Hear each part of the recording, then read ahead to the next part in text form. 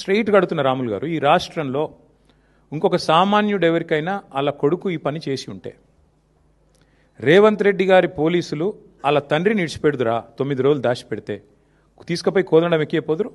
ఎక్కడున్నాడు చెప్పు నీ కొడుకునని? వాస్తవం కాదా ఇది? మరి సామాన్యుడికి ఒక నీతి రేవంత్ రెడ్డి గారి ప్రభుత్వంలో కేంద్ర మంత్రి గారికి ఒక నీతి ఎట్లుంటుంది? నీకేం ఆబ్లిగేషను? ఆయన బీజేపీ అయినా నువ్వు కాంగ్రెస్ అయినా పేరుకి ఇద్దరు శత్రువులు. మరి ఎందుకు ఈ రహస్య స్నేహం ఏంది? ఎందుకు కాపాడుతున్నావు నేరస్తులను? నేరస్తులు ఎవరైనా ఓకే కదా, ఒకటే కదా, ఎందుకు కాపాడినారు మరి 9 రోజుల పాటు?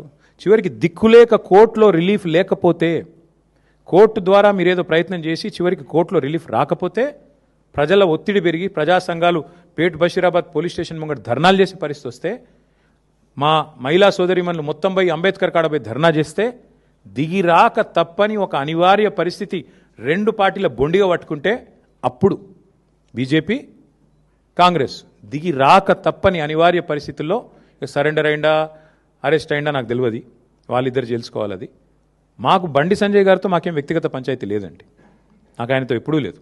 కలిస్తే ఎప్పుడైనా ఎదురుగా మాట్లాడినాను తప్ప నేను ఎప్పుడూ అగౌరవంతో వ్యవహారం చేయలేదు. ఆయనే పనికిమాలిన మాటలు మాట్లాడిండు, ఆయననే మా తల్లిదండ్రులను ఉద్దేశించి అగౌరవంగా మాట్లాడిండు.